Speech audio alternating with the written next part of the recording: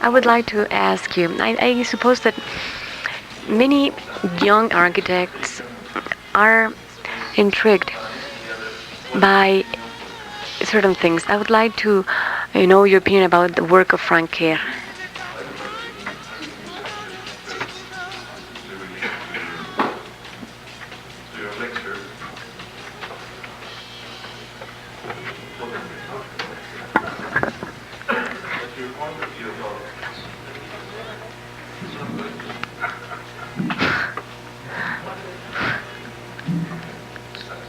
Can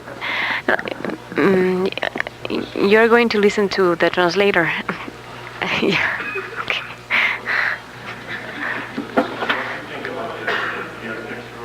Well, he's speaking English now.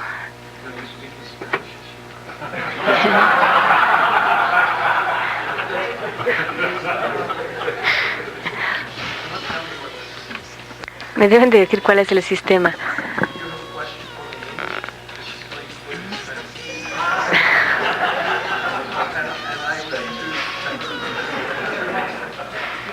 Mire que le explique, él tiene una pregunta en inglés y la va a abrir en español. Mi opinión about Frank Gehry.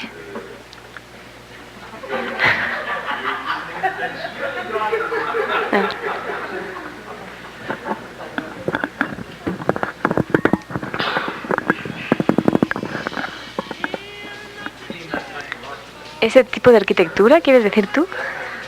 Sí, ese tipo de arquitectura específicamente en ese edificio. ¿En Bilbao?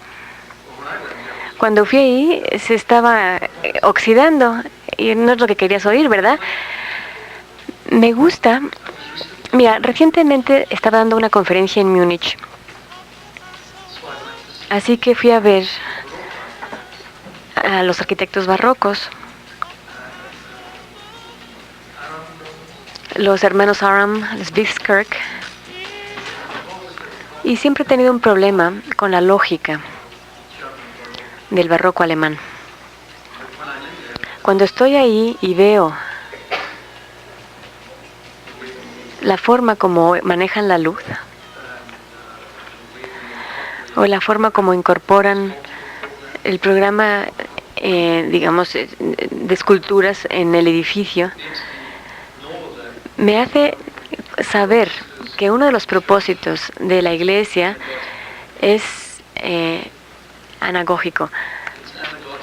Es anagógico, no analógico. Ánago es que es líder. El propósito de la Iglesia es superficie interna y otra externa.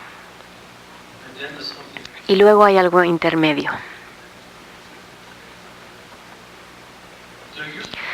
Anteriormente, en la arquitectura, en el arco románico, era la fase interna y externa. Tenía dos fases y durante siglos ambas caras eran paralelas. Es un problema a veces porque no, bueno, por lo de la catenaria que ya explicamos, pero uno ve el desarrollo histórico. Y desarrollo no significa algo así, sino es como el Wall Street, subidas y bajadas. Hay algunos domos que tienen un domo interior y otro exterior. El domo interior está relacionado con la geometría del ser humano. Hay una idea que no tenemos una relación específica con una esfera. En realidad, yo tengo una relación mejor con una parábola que con la esfera. Y yo creo que la esfera no se hizo para mí. Es demasiado simple ahora. Y parece apropiado si uno se encuentra dentro del espacio. La superficie interior está relacionada con la lectura, la interpretación y la relación con esa geometría. Ahora, la cara exterior puede estar relacionada con la escala de la ciudad o cómo puede llegar a ver, a tocar el edificio, el cielo. Tiene que ver con el viento, la lluvia, el vuelo de los pájaros, las estrellas. ¿Cuál es la lógica de esta superficie exterior? A lo mejor el Capitolio de Estados Unidos nada más pues tiene una forma específica por algo, pero hay una razón para creer que el arquitecto tiene que manejar la geometría del espacio interior y del espacio exterior, y en muchas formas se encuentran en distintos contextos sin realmente soportar esta continuidad del espacio interno y externo. Existen algunos domos que tienen 3 capas. Tienen una interna o interior con el tambor, una exterior relacionada con la ciudad, y después hay una intermedia que es estructural, porque ni la interior ni la exterior son muy buenas estructuralmente. Y puede llegar a ser un poquito podría sonar muy puritano el pensar que la cara interna y la cara externa tienen que ser paralelas y estructurales. Es que si estuviera yo respondiendo a la lógica de la estructura y no a la del espacio. Entonces existe una tradición en la arquitectura para manejar este problema de la cara interna, la interna, externa, y a dónde está la estructura. Algunas personas dicen, vamos a hacer la interna estructural y luego podemos poner o podemos construir el espacio externo con algún tipo de tirante, o la parte a lo mejor la parte externa estructural y luego colgar la interna. En algunos países no les importa tener algunos miembros en tensión. Otros países sí tienen problemas con estas estructuras en tensión. Es difícil de creer, pero la expresión de un miembro en tensión es cultural. Si yo tomo una bóveda con una pared y yo pongo una barra en tensión en lugar de una mariposa o otra afuera, entonces dirían, bueno, esta barra estructural en tensión no tiene que ver con el espacio. Vemos el espacio y a lo mejor una viga de madera está fuera de contexto, y los franceses dicen, bueno, ¿qué pasa? Hemos hecho así y has como que cortado mi espacio. Ellos tienen que encontrar una forma de poner la tensión más alta o poner lo que es una mariposa afuera. Esto ha sido discutido por James Ackerman, Archini y Nicholas, que es la teoría gótica de la arquitectura. La actitud italiana y francesa en cuanto a la tensión es diferente. No es que nosotros empezáramos a discutir de la tensión hace unos años, sino que hace años que se hacía. Nosotros, los arquitectos, tienen que construir, pero para eso también hay que tener muy en cuenta la tensión. La geometría del espacio interior no es o no tiene que ser repetida en el exterior. Y la geometría afuera no es apropiada adentro. Entonces, ustedes pueden ver la exposición, en donde es como una caja de zapatos, la que representa un espacio.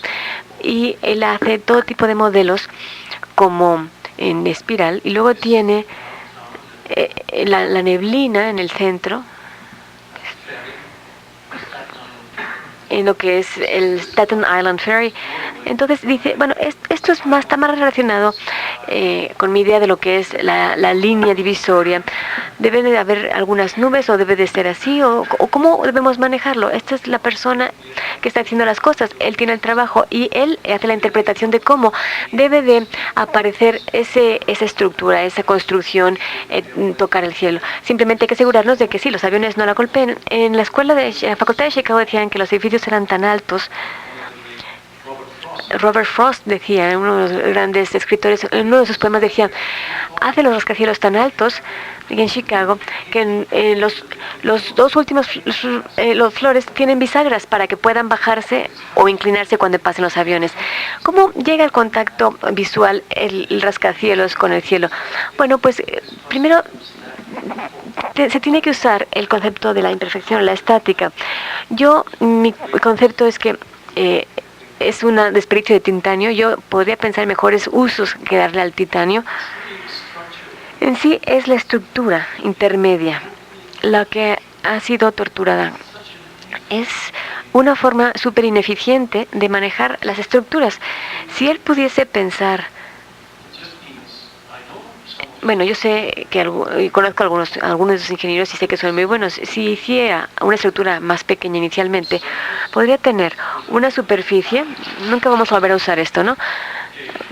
Bueno, Frank, esta es mi superficie exterior y esta es la interior. ¿Por qué no trata de encontrarle a un ingeniero que le dé esto como estructura o superficie exterior, otro interior, y poner como tipo de costillas, en lugar de tomar un marco o un tirante y deformar este tirante o esta piedra y no poner cosas en comprensión? ¿Por qué? Porque se pandean, es una forma muy ineficiente. No la pongan tampoco en flexión. Saben, bueno, ustedes ya conocen el diagrama de esfuerzos y saben que la teoría de los diagramas de esfuerzos cambia cada 10 años. Entonces, tiene que encontrar una forma de encontrar cosas, encontrar una forma de construir sin ofender a gente como yo, que piensa que eso es muy ineficiente.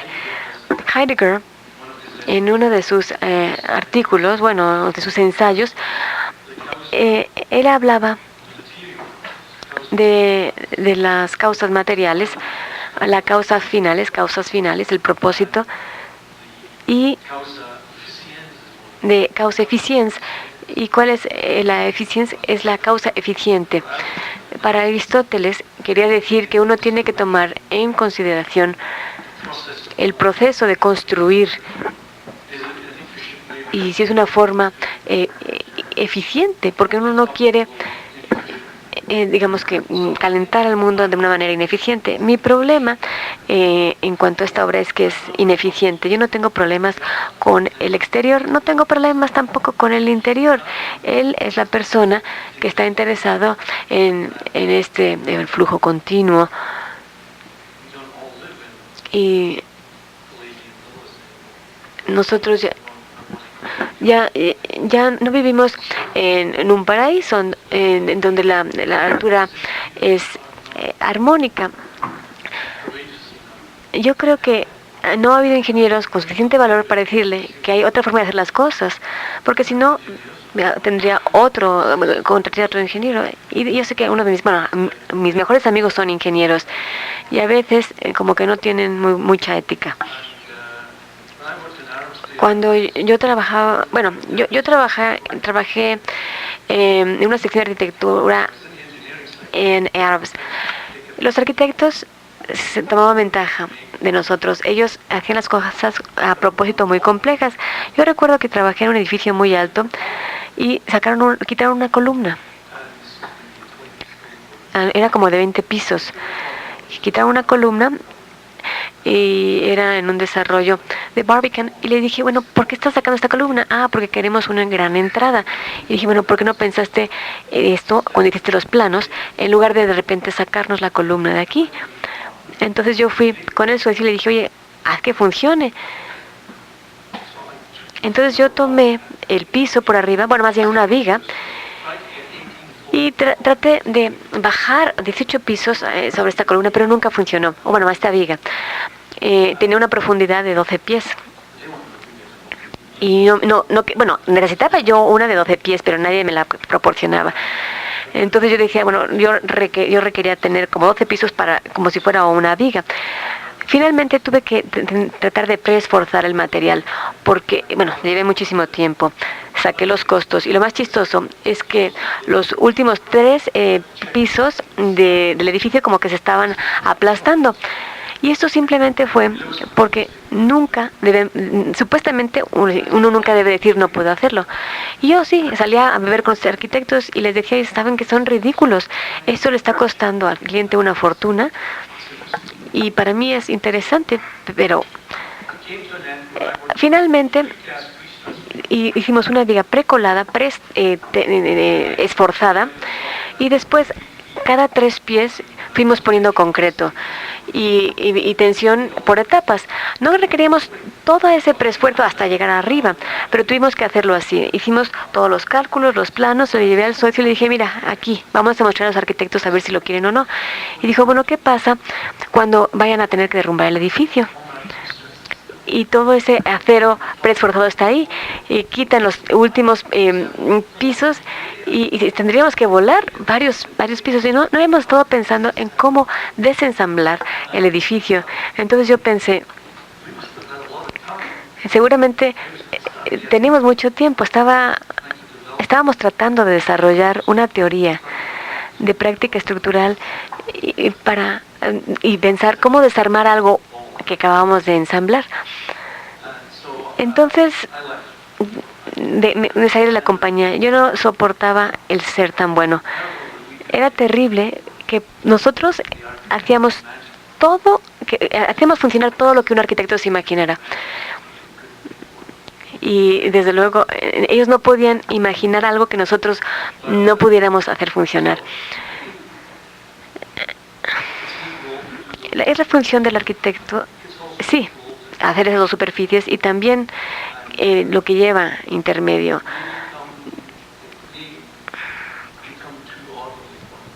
Yo sé que pocas personas, bueno, más bien algunas personas, pues sí siguen a Cecil Bauman, que trabaja en la facultad. Él está trabajando en trabajos bastante complejos y no estoy hablando de su libro, porque lo isométrico él le llama dinámico, realmente no es así. Pero de lo que estoy hablando es esta idea de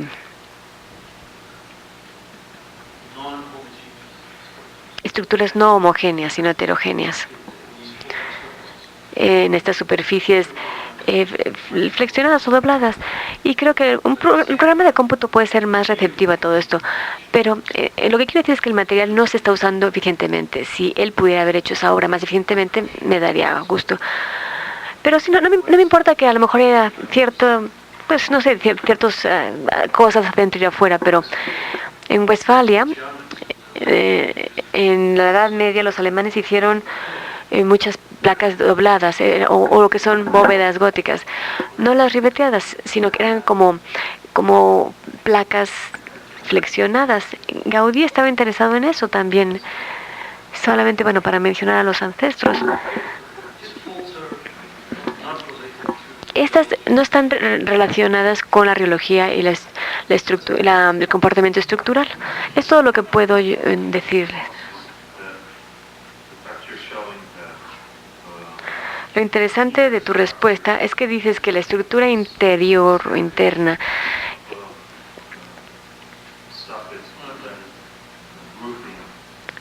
que es parte de, digamos, una estructura triple, vamos a decir, una intermedia y otra exterior. Para muchos arquitectos este es un edificio vanguardista, pero vanguardista estilísticamente, pero no tecnológicamente. Yo pienso que el sistema estructural es bastante convencional. Tenemos todos estos marcos o estructuras con diagonales, se construyen formas triangulares. Uno podría decir que eso es así, porque la madera es lineal. El concreto reforzado trata de no serlo, escapar de ser lineal, pero hay muchas cosas que son verticales y horizontales debido al proceso de construcción y a los materiales de construcción. Entonces, si uno puede encontrar una forma de vivir así, con un techo así, pues uno va a tener que encontrar los medios, los materiales y los sistemas estructurales para lograrlo. Así que yo creo que es justo decir que, bueno, algunas personas sí inventan espacios y realmente no saben los materiales en las estructuras. Algunas personas inventan materiales. Pensemos en Fryoto. Fryoto toma una película jabonosa, tiene una curva gaussiana negativa o anticlástica, como ustedes lo usen, y 20 o 30 años de construir hace, es decir, no lo construyen como una superficie, sino que hacen primero un tejido de cables, luego le ponen la superficie y al final, ahora que sabemos ya cómo construirlo, no muchas personas saben cómo vivir en un espacio que en una dirección es cóncavo y en otra dirección es convexo. Y si uno va en cierto ángulo, es muy difícil saber. Miren, yo hace un mes di una conferencia, no fue, hace 2 meses di una conferencia en Stuttgart, en ese edificio. Y soy más receptiva ahora porque lo he visto ya hace mucho tiempo. Pero espacialmente y acústicamente y térmicamente hay muchos problemas. El vivir bajo una tienda. Pero ellos estas fueron inventadas estructuralmente y él no tenía material para hacerlo. Es decir, durante mucho tiempo habían estado luchando con los materiales. Ahora que ya tienen esto y los materiales, ¿qué pasa con el espacio? ¿Y cómo podemos habitar el espacio? ¿Y cómo podemos sentirnos cómodos en ese espacio? Hay otras personas que están inventando configuraciones espaciales y después tienen que encontrar los materiales y los sistemas estructurales. Y hay pocas personas que pueden hacer las 3 cosas a la vez. Es difícil particularmente cuando es más fácil para el arquitecto. Para los que dicen que no se deben publicar libros de arquitectura porque uno revela los secretos, pues, y que otras personas podrían leerlos. Muchas personas sí piensan que podrían diseñar sus propias casas. Aún los programas de cómputo pueden diseñar las casas.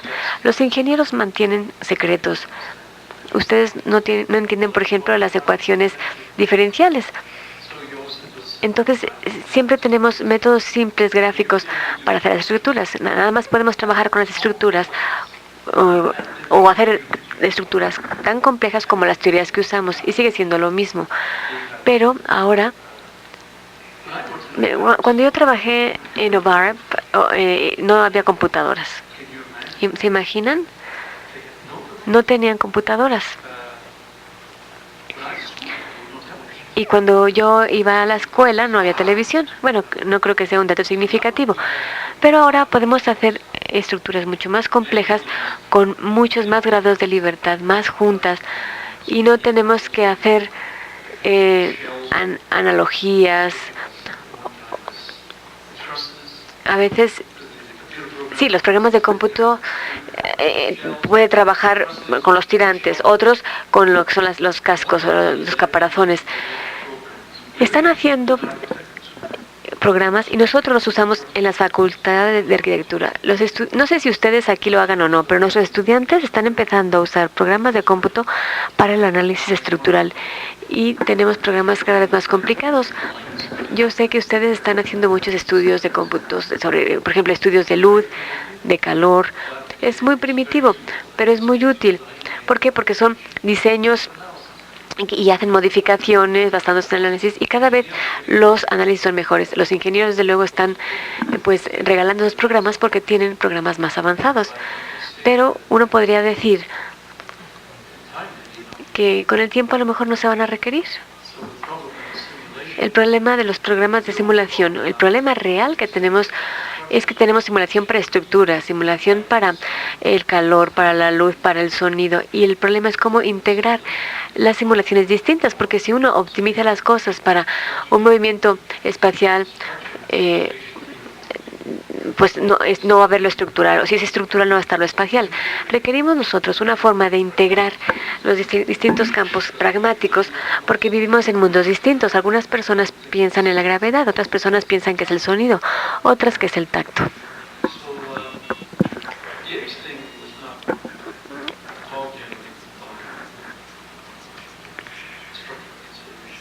Y Como yo vengo, digamos, del área estructural, como los jesuitas decían, bueno, nunca fui jesuita, me den los primeros 5 o 7 años y después nunca los cambian. Yo fui capacitado en estructuras y es muy difícil para mí, por lo tanto, el pensar ser ineficiente con las estructuras. Yo siento como sangrar. Es decir, lo veo y digo, qué dolor. ¿Cómo no sacamos este miembro y te pones tú allí? Y ve que tanto está haciendo. No me importa a mí el torcer, porque nada más hay una rotación. Pero en alguna ocasión no hicimos nada en torsión porque no sabíamos cómo analizarlo. Cuando alguien nos daba algo en torsión, le decíamos, ¿sabes qué? Llévatelos a comer y persuádelos de quitar la torsión porque no sabíamos cómo analizarlo. Y ahora podemos hacerlo. Así que hay tres traslaciones, 3 rotaciones y la computadora sabe cómo calcularlo, pero todavía no sabe hacer el diseño del bosquejo. Cada una de las disciplinas requiere traer soluciones alternativas y el único lenguaje común que tenemos es la geometría. Yo pienso que no hablamos el lenguaje de las matemáticas ni latín. No podemos usar todos el Rhino. Lo único que tenemos en común es la geometría. Así que debemos de estar enseñando más geometría. Y cada disciplina debería decir, McCleary, la próxima vez que vayas a México, que hablen todos geometría. O si no, voy a tener que aprender español. Entonces, sí, todo el mundo me habla español y digo, esto no es eficiente, pero yo no me entienden qué estoy diciendo. Les doy un plano y sí saben ustedes qué es lo que estoy diciendo. O les doy un dibujo.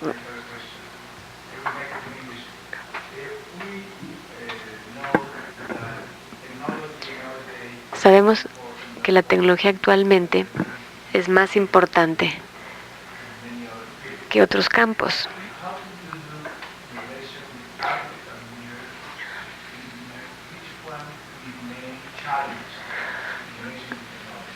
¿Cuál es el desafío que tienen los arquitectos en relación con la tecnología? Si se les pide que usen el micrófono, si no, no se puede oír en cabina.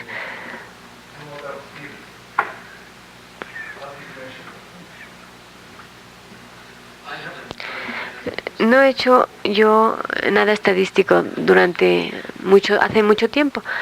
Antes yo trataba de observar a los estudiantes de arquitectura que pasaban de la prepa entraban a la facultad de arquitectura. Y después se graduaban y empezaban a trabajar. Otros estudiantes habían ido durante 4 años, habían estado en una escuela, digamos, técnica o preprofesional, y luego 2 años de arquitectura, y luego estudiantes que estudiaban filosofía, matemática, historia del arte, y después llegaban a arquitectura. Y me di cuenta que independientemente del individuo, todos resolvían sus problemas de maneras distintas. Y esto fue con la observación de 20 años. Y al estar a cargo de las admisiones o del programa escolar, el programa de estudios, yo diría que la educación previa sí tiene una influencia en la forma como se practica la arquitectura. Esto no lo he hecho recientemente, pero yo creo que las diferencias son menos ahora. Es una cuestión de preguntarnos cuándo van a lo que es el 3D Studio Max o Form City o Self-Image, Maya, Rhino. Cada vez más y más facultades están haciendo lo mismo. Y yo veo la producción en las revistas y en las competencias y la producción en las escuelas, que es bastante similar. En la antigüedad tenía más que ver con la facultad. Tú lo dijiste, es decir, te encontrabas con alguien en Princeton y te decía, a lo mejor era un protegido de Lucan. No sé qué haría en Princeton de ser así, aunque Lut sí dio clase en Princeton 1 año.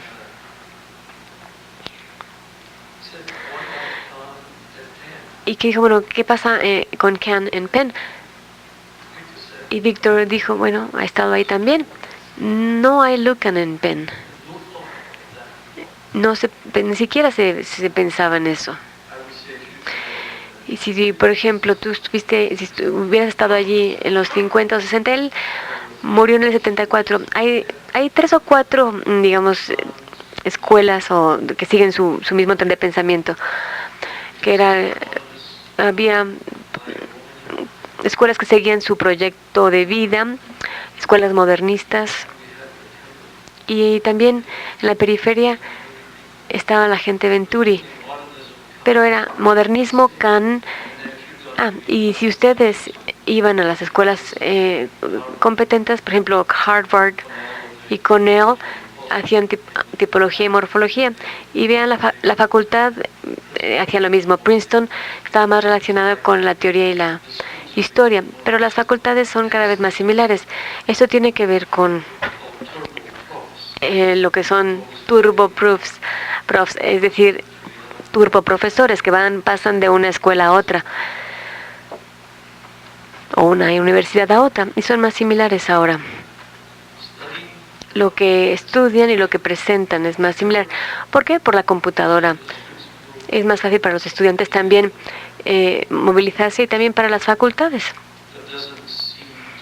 Y esto no parece ser, o no parece haber muchas facultades así muy diferentes como en el pasado. Es como si los benedictinos han ganado y los otros, los cistercianos, salieran, y Princeton era benedictino.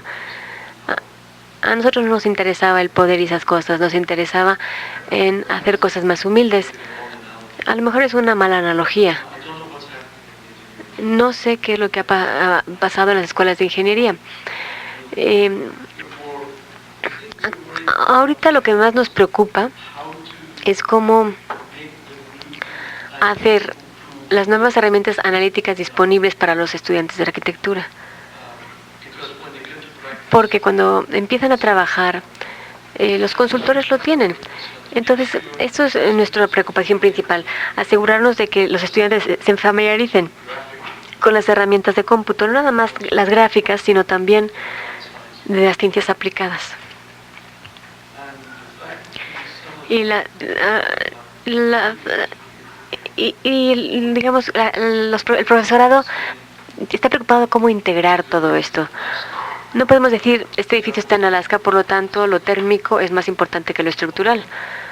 O nosotros no vemos que esto venga de la práctica. El poder integrar. Todo se sigue haciendo por un arquitecto individual que hace la síntesis de todas las partes distintas, y la disciplina de ingeniería o ingeniería estructural o cualquier ingeniería no puede dirigir ese equipo porque realmente no se sienten parte de ello. Si la estructura es el tema del edificio, bueno, podrían sí ser o liderar ese equipo, pero es difícil imaginar un caso extremo de sonido, por ejemplo el concert hall, en donde la estructura fuera el componente dominante. La estructura y la acústica no se combina así. La función de las facultades de arquitectura es la síntesis de todos los aspectos distintos de la arquitectura, como las facultades de ingenierías no lo hacen y generalmente no diseñan, pues lo tienen que hacer los arquitectos.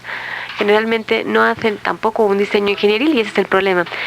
Y en el Reino Unido, en algunas universidades, en las facultades de ingeniería se está tratando de tener un nuevo enfoque. Cambridge lo ha intentado, Bath también, Liverpool, y ha habido algunas que están tratando de hacer que los ingenieros empiecen a diseñar, claro, un diseño ingenieril, no arquitectónico. Y esto ya creo que con la práctica va a irse dando. Pero a mí no me interesa en hacerlo. Solamente el arquitecto está interesado en el producto final, supongo.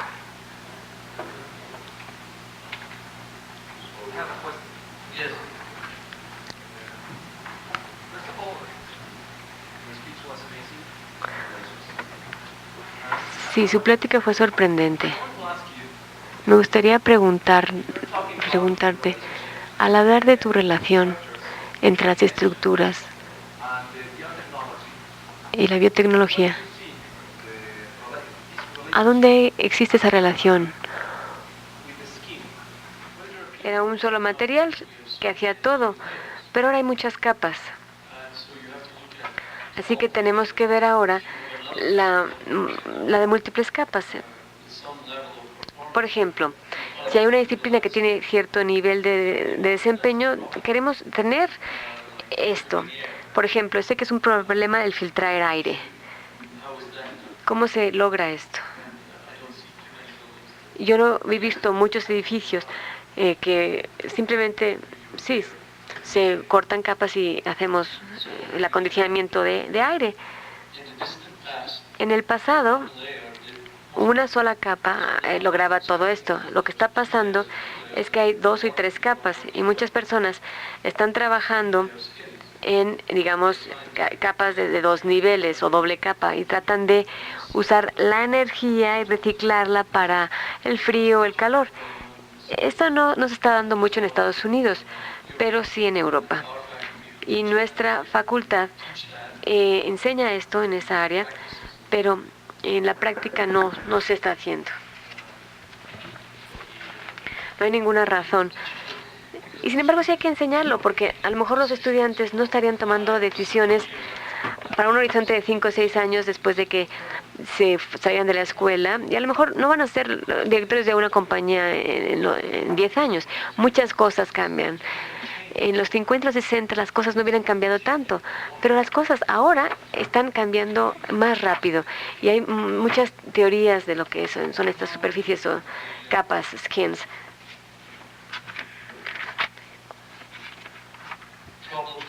Entre los problemas que nos interesa en lo que es la estructura y el cascarón, la superficie, Peter Rice, de Rice Francis Richard, que es ingeniero estructural, y Renzo Piano, que es arquitecto. Yo me acuerdo que cuando era un joven llegó a Pennet y criticó, y fue con Penny Curricula y se fueron, no lo quisieron entrevistar, me lo dieron a mí. Y él es muy bueno en la construcción y en lo que son todas estas superficies. La estructura no es su fuerte. Así que es interesante ver el trabajo de Rice Francis Richards con respecto a la estructura. Y está la tradición de Rice y la de Piano. Y son 2 personas. Lo que pasa es, Rice es a las personas que les encanta eso de que todo quede muy ajustado. Y la estructura, cuando la estructura... A ver, déjenme empezar con su actitud ante lo que es el cristal. Él tiene una idea de que para el futuro, hizo hace 20 años, él decía que el vidrio era más sencillo y era quebradizo o frágil. Entonces él decía, no queremos que se mueva mucho porque es quebradizo y podría, sí, llegarse a romper. Y otra cosa es que estaban en el plano. Ya sabemos que ahora tenemos en los carros, ahora hay vidrios curvos, en fin. Pero como ustedes lo han hecho, él quería mantener este vidrio en posición con lo que son tirantes de cable. El viento sopla una dirección, así está, en tensión, y succiona el viento así.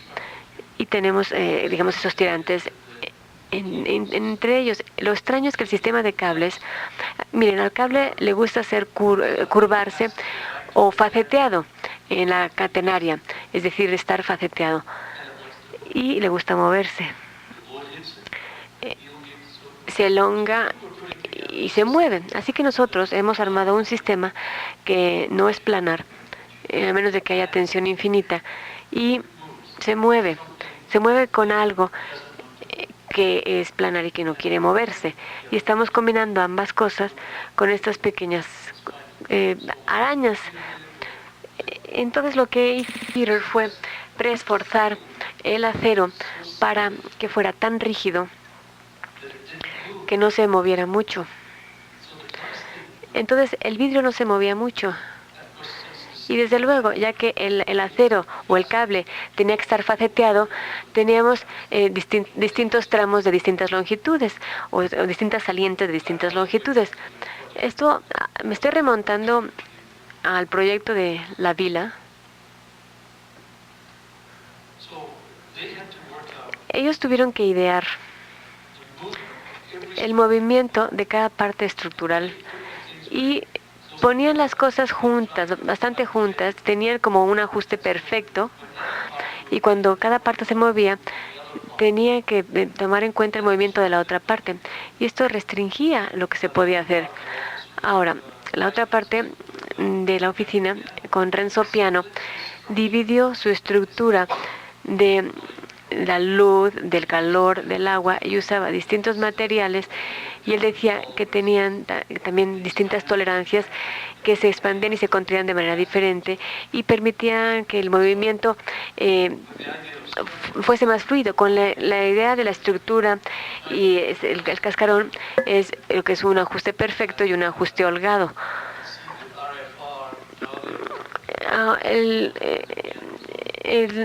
Peter Rice y Renzo Piano están trabajando en dos tipos de proyectos de la oficina que se les llama los del ajuste perfecto, el ajuste apretado y holgado.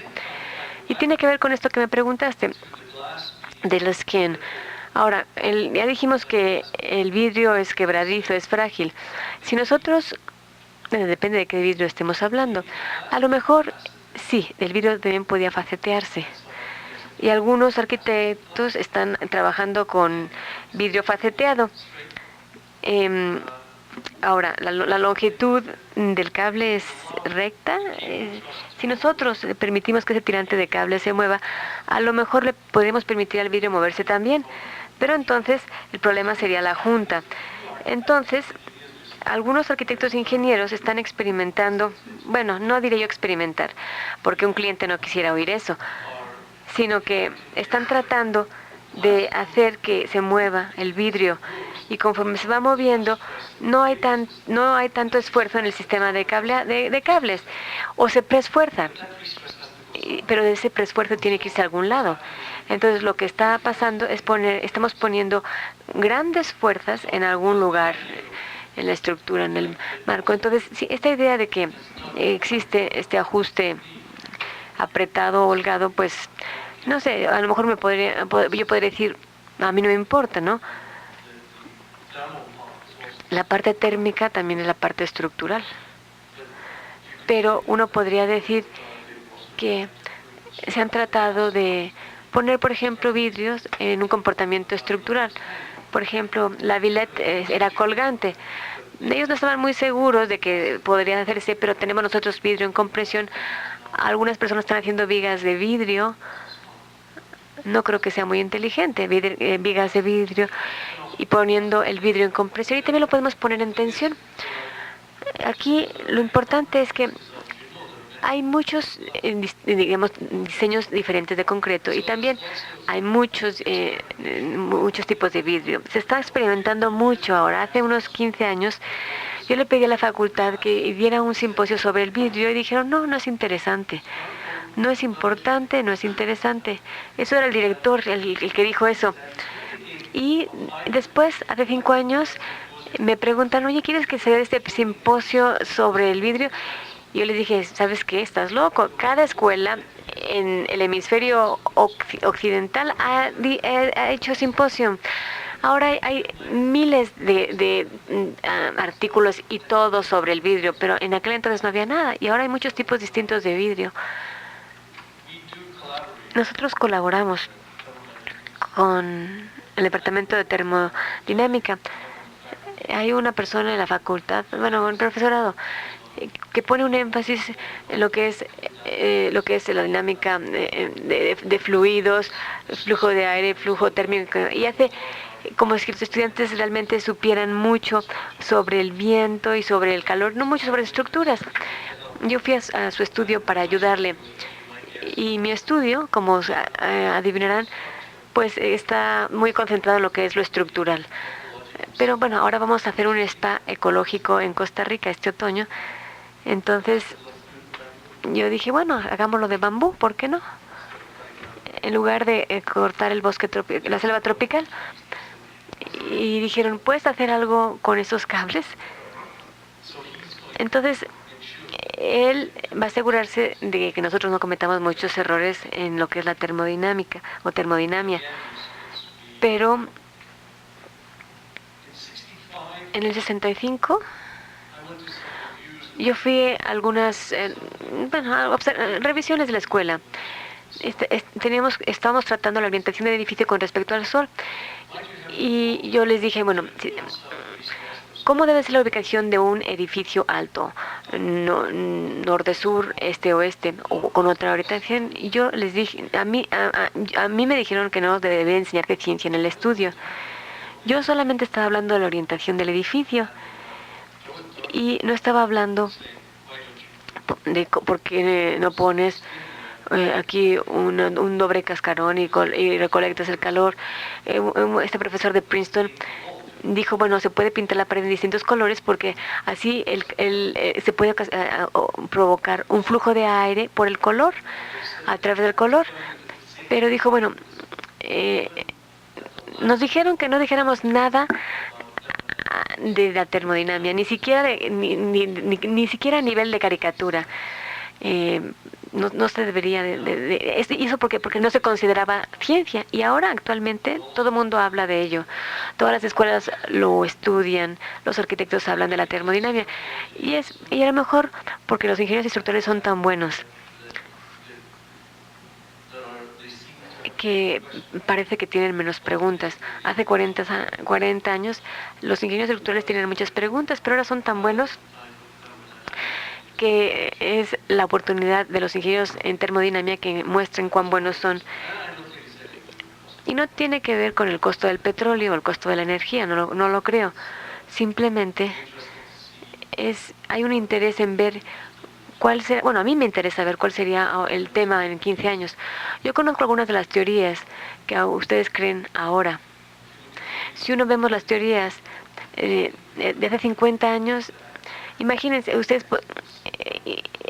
imagínense a alguien hace 50 años que pensara, y se imagina en la Ciudad de México alguien que creyera que eso se podría lograr. Lo que ustedes crean hoy, en 50 años, alguien va a decir, uy, ¿se imaginan lo que en la Iberoamericana se creía? Yo no sé, no creo que, bueno, las teorías son útiles, pero muchas veces no son verdaderas. Van a tener muchos problemas de energía allá arriba, pero si quieren ver verdaderos problemas de energía, váyanse a Beijing y Shanghái y van a ver lo que están haciendo. Claro, esto no es muy profundo.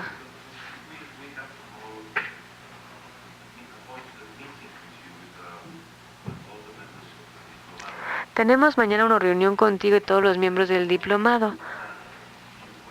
Y podríamos a lo mejor planear más preguntas. Pero por favor no me pidan que dé mis opiniones. ¿Dirías que la nueva tecnología en cuanto a construcción va más con la tensión que con la compresión? Se pueden manejar mejor mayores longitudes. Techos más amplios. Generalmente la compresión debe ser corta y la tensión larga. Sin embargo, tenemos que asegurarnos. Hay un nuevo interés en lo que son los tirantes. Hace unos 15 años, más o menos, bueno, hace unos 30 años como que estos no eran, había, sí, cascarones de concreto, no era, digamos, esqueletal, pero ahora ¿por qué el acero se ha convertido en algo tan popular en la arquitectura? ¿Qué pasó con los problemas, por ejemplo, de incendios? ¿Hemos resuelto los problemas de incendios con el acero? Hay esos grandes techos de acero, es decir, la gente como que se está alejando un poco del concreto, va más al acero. También hubo en algún momento una época en donde podemos saber qué arquitecto estaba haciendo algo y qué materia prima. ¿Quién usa concreto actualmente? No podemos relacionar ahora muchos materiales con los arquitectos. Kahn era de travertina y concreto reforzado. Él quería ser más romano, quería construir paredes de piedra, pero el contratista decía, no podemos hacer este tipo de paredes con, digamos, con rodamientos y un relleno de travertino, no. Pero ¿por qué se ponía el travertino? Porque la textura del travertino es como la textura del concreto y en distintos momentos del día, como que algunos son más... Koolhaas lo tiene en su casa en Bordeaux. El espacio, mire, no sé por qué estoy diciendo esto ahora. Barman, no sé si Koolhaas estuvo ahí, pero la idea de tener dos columnas, una viga y un espacio en medio, puede ser una pared o algo, pero la idea de tener varias columnas y un espacio dicen que es un terminado, esto es griego. Nosotros no somos griegos. Claro que no somos griegos. Entonces, el voladizo, como que quieren ese espacio del cantilever, porque por un lado estamos dentro y por el otro lado estamos viendo hacia afuera. Si yo estoy ahí y hay una columna ahí enfrente, pues no está tan bien. Entonces ahora quieren estos espacios, digamos, uniespaciales, pero también la idea de Nouvel es que él quería relacionar el edificio con el lago que estaba ahí, y un voladizo, quería poner una viga voladiza o un cantilever por el lago, y dijo, no puedes, porque no permite, en Suiza no se permite proyectar nada sobre los lagos. Entonces él hizo la proyección y pueden ustedes ver la estructura. Y luego trajo el lago hacia su sitio. Pero ahora hay cada vez más intereses en los cantilevers, y es muy interesante porque es muy ineficiente. Es muy ineficiente. Alguien tiene que decir, y yo creo que sería bueno hacerlo de manera económica o matemáticamente. Bueno, hay una viga y hay un momento que es WA sobre A, creo que dijo. WL sobre 2. Es 4 veces la cantidad de energía, y nosotros sabemos algo fundamental que saben todos los ingenieros. Lo que uno trata de hacer, lo único que realmente uno trata de hacer en ingeniería estructural es equilibrar la energía potencial con la energía de deformación. Esta tiene potencial. Esto, por ejemplo, en el espacio tendría una energía potencial. Yo tengo que poner algo ahí que tenga la misma cantidad de energía que esto. Y si yo pongo más aquí que acá, estoy yo desperdiciando mucho material. Si pongo menos aquí que acá, se va a colapsar. Schopenhauer, en su ensayo que ha influido a muchas personas, no sé por qué estamos escuchando a tantos filósofos, pero sobre la estética de la arquitectura dice, el principio fundamental de la arquitectura es el equilibrio del soporte y la carga, o el apoyo y la carga. Y eso vemos que sí es este equilibrio, este balance en la arquitectura, justamente. En el proyecto que Koolhaas quería, en la casa en Bordeaux, le dijo al ingeniero, quiero que esté como que saliendo. Y dije, bueno, eso como que no es algo muy razonable. Él quería, tenía la montaña, y quería como que la casa quedara flotando. Bueno, eso es difícil a menos de que uno tenga poderes mágicos. Uno podemos hacer, sí, que vuele, por ejemplo, o que se suspenda un avión, pero esto consume mucha energía. Y dijo, bueno, no queremos las dos columnas Entonces empezó trayendo las columnas o juntando, y es algo muy sencillo. Esta va en tensión y finalmente acaba con una forma asimétrica, en una columna en compresión y otra en tensión. Hay mucha energía aquí y acá. César Bauman, que un colega mío dijo, o debió haberle dicho a Kohlhaas, estás usando 4 veces más de energía en esa pared. Y dijo, bueno, ¿qué importa? Ese es el precio que vas a tener que pagar por un espacio con un elemento voladizo. Pero la otra cosa son las columnas. No hay necesidad de que las columnas sean verticales, se pueden inclinar. Y esto nos desorienta de las teorías clásicas verticales. Las queremos inclinar, pero no así, porque si no podría parecer una bóveda, sino que se inclinan en 2 direcciones. No hay referencia a la basílica, ya, y no queremos que sostengan o soporten la viga, porque se requiere el Capitolio, y después simplemente se cuelga. Y la propuesta es tomar las columnas y que estas columnas caminen para que y no sean paralelas, para que no queremos las referencias a ese sistema ortogonal. Están inclinadas en 2 direcciones, atraviesan el techo. No queremos ninguna referencia a lo que es el lenguaje del pasado, y las tenemos, digamos, desfasadas o marchando, como dice. No nada más marchan así, sino que si pudieran a lo mejor también desplazarse, sería también interesante. Entonces, la búsqueda de varios arquitectos es realmente tratar de hacer difícil encontrar el datum de referencia. Y no sé por qué, pero cada quien hace. Eso es mucho más caro. Pero a lo mejor el cliente sabe, cuando contrata a dichos arquitectos, el cliente sabe que será mucho más caro. A mí me han dicho algunos desarrolladores que la diferencia entre un arquitecto caro y uno no tan caro puede ser nada más un 10% del costo del trabajo. No es como 2 o 3 veces el precio. Hay una pequeña historia y después ya nos vamos. Una tarde, Lucan iba a un apartamento con Lou Rickenbacker se iban a beber. Y Lou dijo, regresé de una reunión con un cliente, era para una sinagoga. No sé si era una sinagoga israelí. Y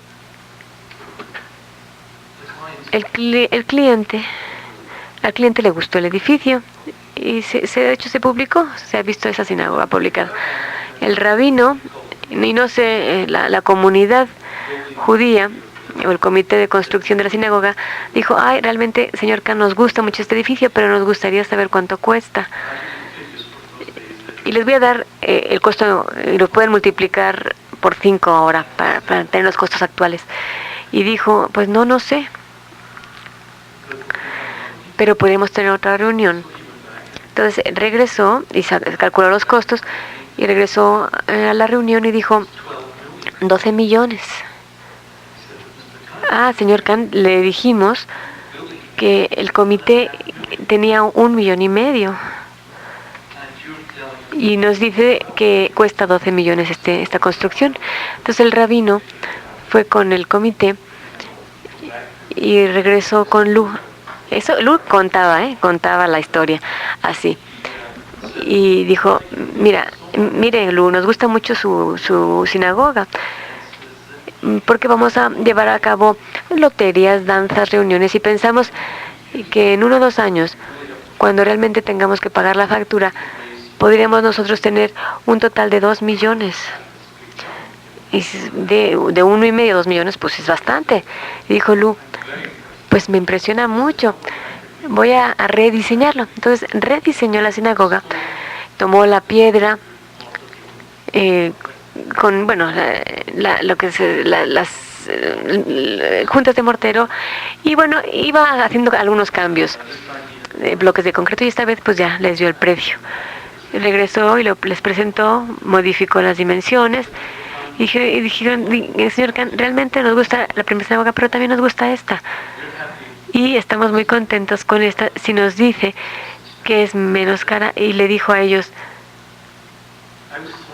me impresionó tanto cómo ustedes se movían de 1,5 millones a 2 millones, que bajé esto de 12 millones a 8 millones.